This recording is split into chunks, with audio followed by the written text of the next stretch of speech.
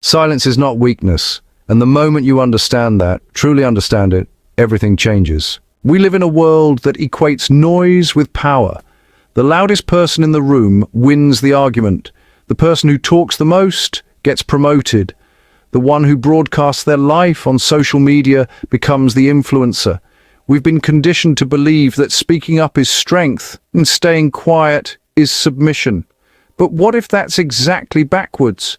What if the most powerful people in history, the ones who built empires, changed minds, and transformed movements, weren't the ones doing all the talking?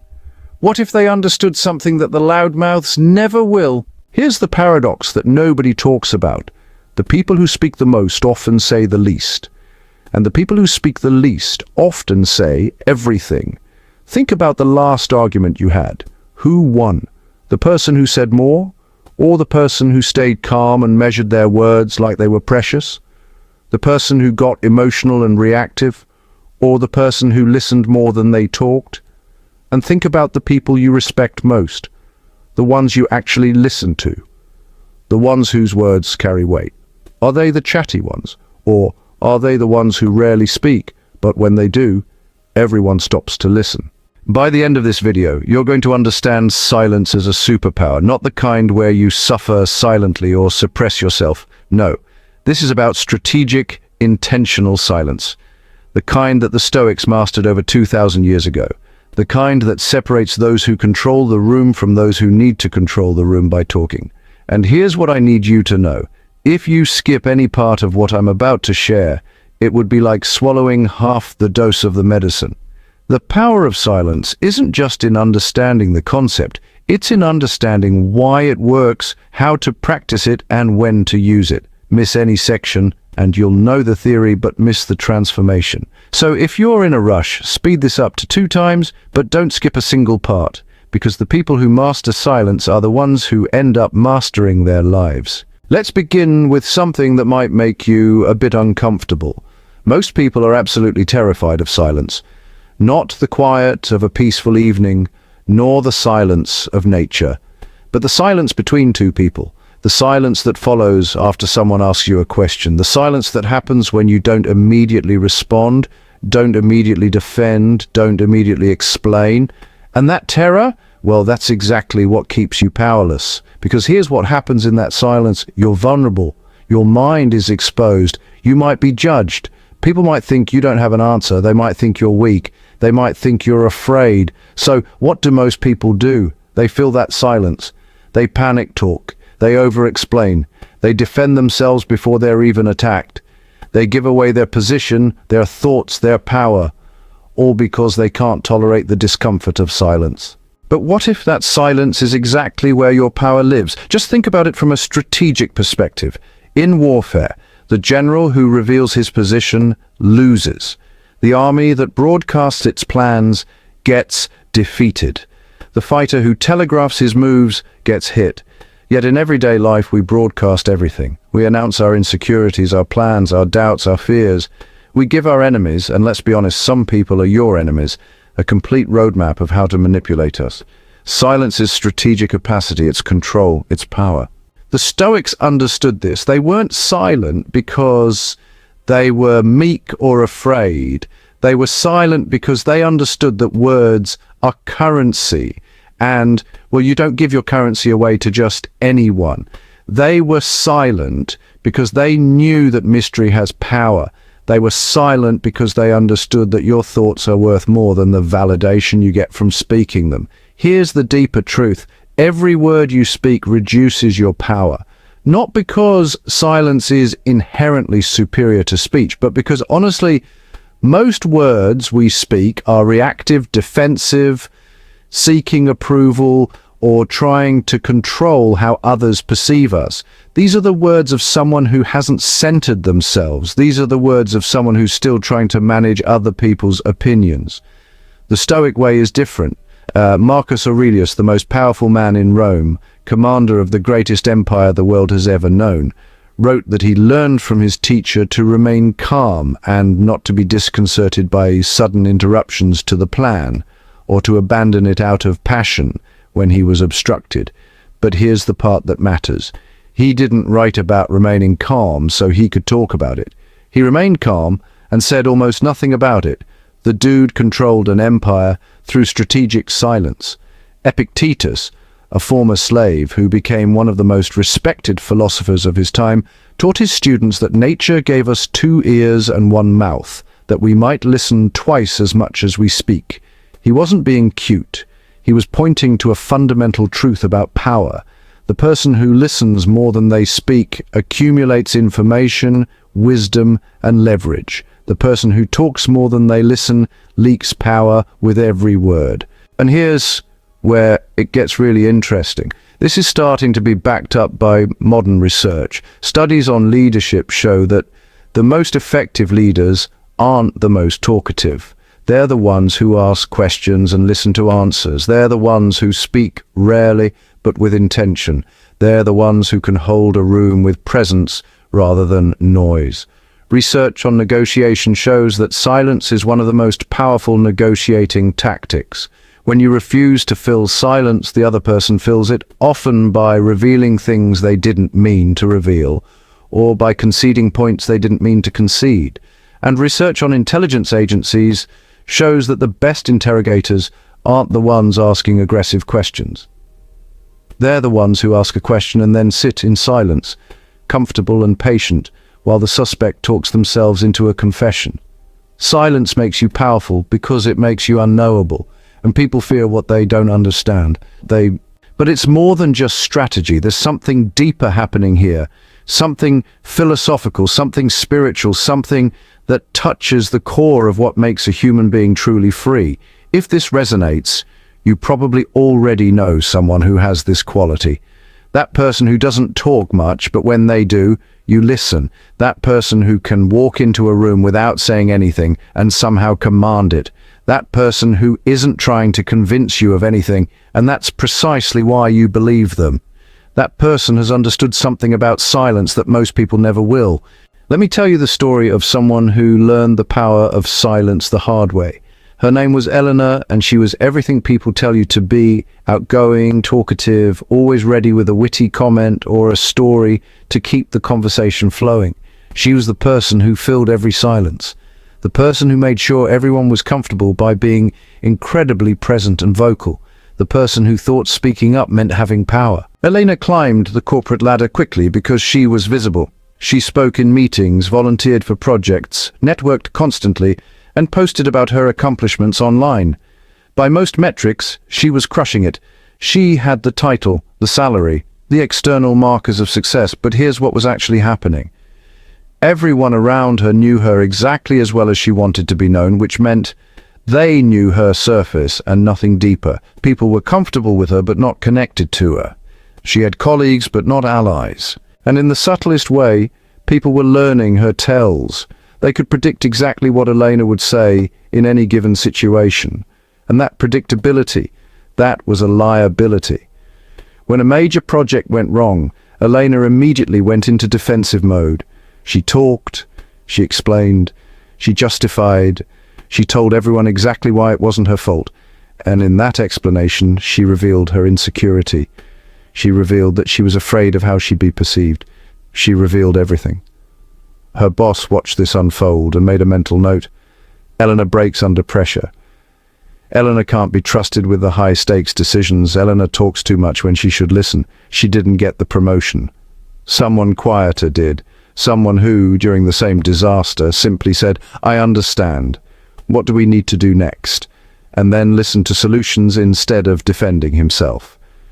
Elena was devastated. She felt like she'd done everything right. She'd spoken up. She'd been visible. She'd made herself indispensable through constant effort and communication, but she'd made herself predictable and revealed as someone who cracks under pressure. So she did something that changed everything. She decided to stop talking, not out of bitterness, but out of curiosity. She decided to experiment with silence, the way a scientist experiments with a hypothesis. For 3 months, she committed to speaking only when necessary. In meetings, she asked questions and listened, instead of jumping in with her own thoughts. With colleagues, she became genuinely interested in what they had to say, instead of planning her next comment while they were talking. Something strange happened. People started asking her opinion more, not less. When she finally spoke, people actually listened because they'd learned that Elena didn't waste words. She didn't speak unless she had something worth saying. In meetings, her silence became a kind of power. She'd sit quietly while everyone else debated endlessly. Then, at the crucial moment, she'd make one clear observation, one statement that reframed the entire discussion.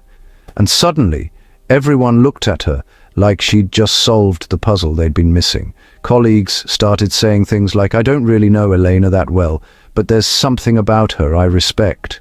That mystery, that unknowability, it created intrigue. It created power. And here's the most important part. She stopped breaking under pressure. When something went wrong, her first instinct was no longer to defend or explain. Her first instinct was to listen, to understand, to respond strategically instead of reactively. And in not speaking, she gave herself the space to actually think clearly.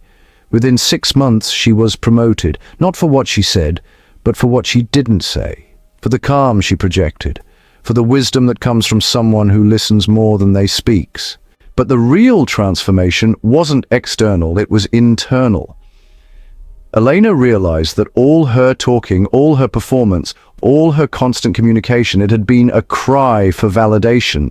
It had been her way of trying to control how people perceived her. And in trying to control that perception through words, she'd actually given away her power to the very people she was trying to impress.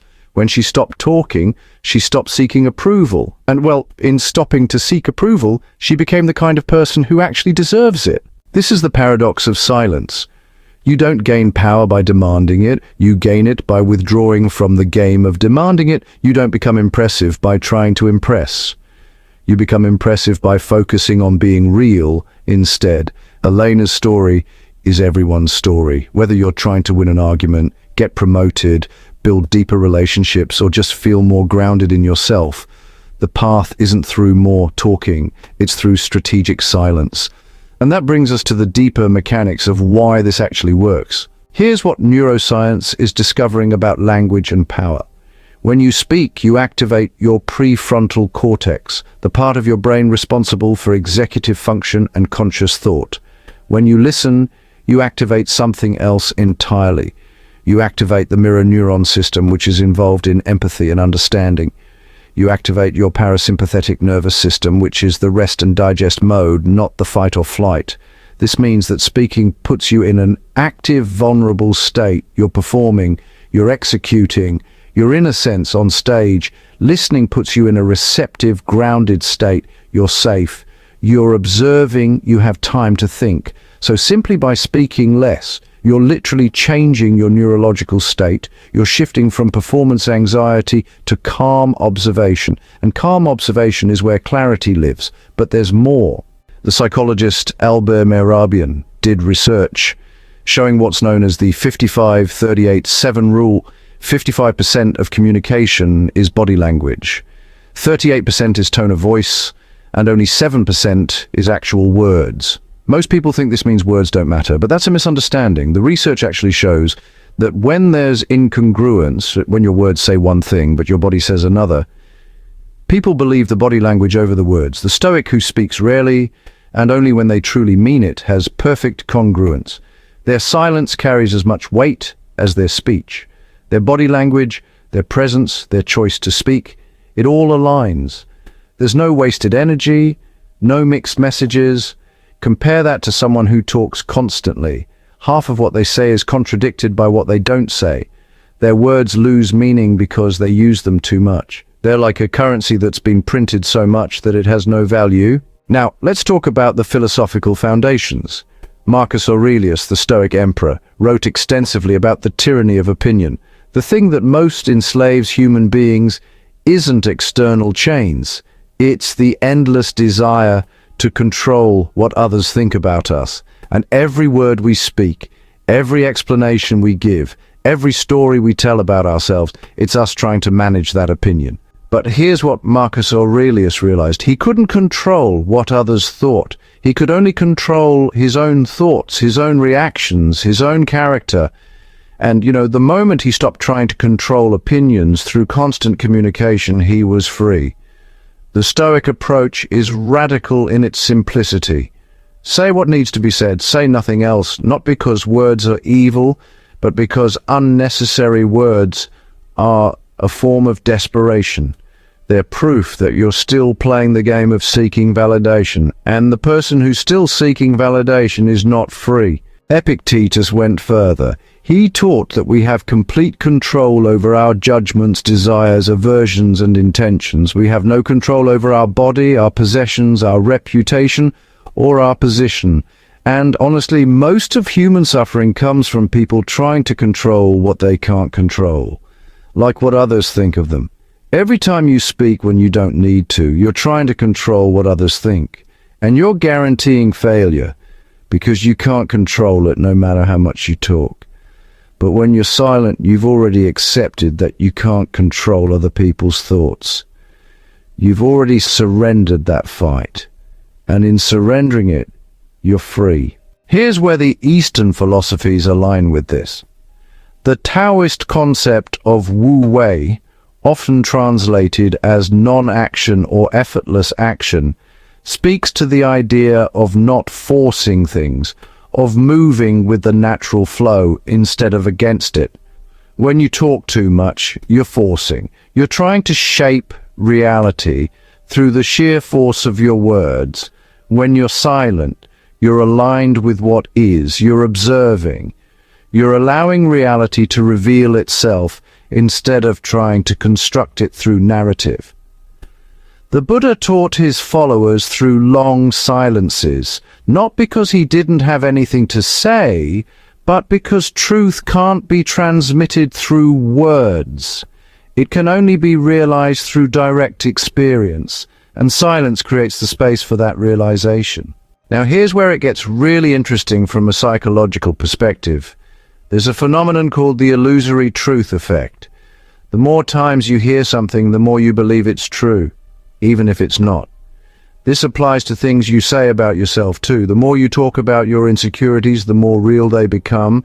The more you broadcast your fears, the more power they have.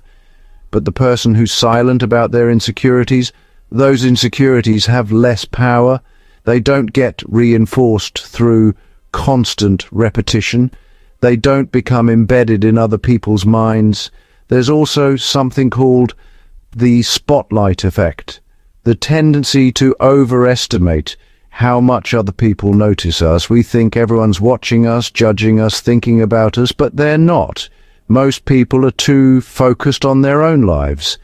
The constant talker trying to control impressions through words is operating from the false belief that everyone's paying attention, but they're not. And in trying to control non-existent judgment, they're just revealing their insecurity to the few people who actually are paying attention. The silent person has already accepted the reality of the spotlight effect. They've already accepted that people don't think about them as much as they think. And in accepting that, they stop performing. And in stopping to perform, they actually become more magnetic. From a communication standpoint, there's something called the paradox of asking. When you ask fewer questions, you often get more information because, well, you've created space for people to fill. When you talk less, people tell you more. They're trying to fill the void, They're uncomfortable with silence, so they keep talking. This is why the best interrogators are quiet. This is why the best therapists listen more than they speak. And this is why the best leaders ask questions and then stay silent while their teams figure out answers. And here's the philosophical through line that connects all of this. Power doesn't come from control. It comes from non-attachment. The moment you stop needing to control how people perceive you, you become powerful. The moment you stop needing to convince people of your worth becomes obvious. The moment you stop performing, your presence becomes commanding. The Stoics understood this. They weren't silent out of weakness. They were silent out of freedom. Freedom from the need to perform. freedom from the desperation to be understood, freedom from the prison of other people's opinions. That freedom is power. Let me show you the difference between what the world tells us and what actually works. We're told, speak up for yourself. Make your voice heard. Don't let people silence you. What actually happens? You speak up, everyone hears you, and then they decide who you are, based on what you said. You lose the power of being undefined. We're told, communicate everything. Don't let there be misunderstandings. Be completely open. What actually happens? You communicate everything, and people use that information against you. They know exactly how to manipulate you because you've told them all your vulnerabilities. We're told, join the conversation, don't sit on the sidelines, be part of the discussion. What actually happens? You join the conversation, you say things you didn't fully think through, and you become just another voice in the noise, indistinguishable from everyone else. We're told, network constantly. Put yourself out there, make connections. What actually happens? You're everywhere, doing everything, saying everything, and you're exhausted. And people don't actually know who you are. They know your personal brand, not you. We're told, if you don't toot your own horn, nobody will hear it. What actually happens? You're constantly self-promoting, and people see through it. They see desperation. They see someone who doesn't believe in their own worth enough to let it speak for itself. Here's what the world actually rewards. The powerful people, the ones with actual influence, are often quiet. Think about it. The CEOs everyone respects aren't the ones giving constant interviews and doing the talk show circuit. They're the ones who speak rarely, but with intention. Steve Jobs, during his keynote presentations, didn't talk much. He created silence, he paused, he made space, and it made him magnetic. The intellectuals everyone listens to aren't the ones in every debate on every podcast talking constantly. They're the ones who publish their work and let it speak. They're selective about when and where they appear. That scarcity makes them valuable. The people with the deepest relationships aren't the ones talking constantly. They're the ones who listen deeply. They're the ones who ask great questions and then give people space to answer. The athletes who win consistently aren't the ones talking trash before the game. They're the ones who let their performance do the talking. Muhammad Ali talked a lot, and people remember his trash talk. But the athletes people truly respect are the quiet ones. The ones who show up, do the work, and let results speak. The spiritual leaders with the most powerful presence aren't the ones preaching constantly.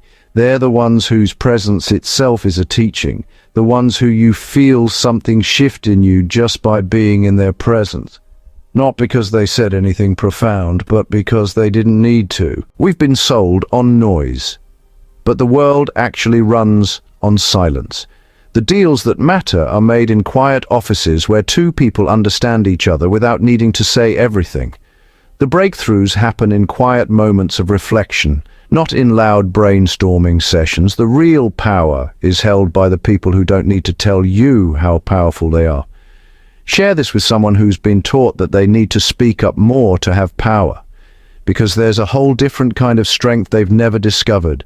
The strength that comes from knowing your worth doesn't need an audience. Okay, so you understand the concept. Now let's make it practical, because understanding is one thing, mastering silence is another entirely. First, practice the pause. Most people speak immediately. Someone asks them a question and the answer comes right out. But the Stoic interrupts that pattern. They pause, they take a breath, they let 3 to 5 seconds pass before they speak. This pause does multiple things. It gives your brain time to actually form coherent thoughts instead of reactive ones. It creates space that makes what you say afterward seem more thoughtful. It makes you seem like you're considering their words instead of just waiting for your turn to talk. Try this tomorrow. In your next conversation, pause for 3 seconds after someone speaks before you respond. Just 3 seconds. Notice how people interpret that pause. Notice how your own thoughts get clearer. Second, Adopt the 70-30 rule. In conversations, aim to listen 70% of the time and speak 30% of the time. This means asking questions. This means letting people fully finish their thoughts before you respond. This means actually being curious about what others have to say instead of planning your response while they're talking. Most people do the opposite. They talk 70% and listen 30%, and they wonder why people don't take them seriously. When you flip the ratio, something shifts. People start to see you as wise, as someone who understands, as someone who's not just waiting for your turn to be the center of attention. Third, eliminate filler words. Words like basically, these are the verbal equivalent of fidgeting. They fill silence out of discomfort. Stop using them. Let silence exist. Every time you're about to use a filler word, just stop. Let the silence be there. Yes, it's uncomfortable. That's the point. You're training yourself to be comfortable with silence. And the more comfortable you become, the more powerful you become. Fourth, speak with purpose. Not every thought needs to be voiced. Not every observation needs to be shared. Before you speak, ask yourself, does this need to be said? Does it need to be said by me? Does it need to be said right now? If the answer to any of those is no, stay silent. This will radically reduce the amount you speak, and that reduction is exactly the point. Your words become like gold instead of like pennies. When you rarely speak, people actually listen when you do. Fifth, write instead of talk. If you have something important to say, write it down first. Write it on paper or on your phone. Let your thoughts develop on the page. Revise them. Make sure they're actually worth saying. Then, if they're important enough, speak them. This practice will do two things. It will reduce the amount of careless speech coming out of your mouth, and it will make the speech you do give much more powerful because you've actually thought it through. Sixth, embrace strategic silence in conflict. This is where, honestly, most people fail. When there's conflict, when someone attacks you verbally, when you're being provoked, this is when everyone wants to respond immediately. This is when your instinct is to defend, to explain, to counterattack. Don't. The Stoic way is to pause, to listen fully to what the other person is saying, to not interrupt, to let them finish completely. And only then, if a response is needed, to give one that's measured and calm. Try this. In your next argument, commit to not saying anything until the other person has completely finished. No interruptions, no reactive comments, just listen. Notice how your clarity improves. Notice how they run out of steam faster without an opponent to push against. And seventh, this is crucial, notice what silence reveals about you. When you stop talking, you can't hide behind words anymore. Your character becomes obvious. Your integrity becomes obvious.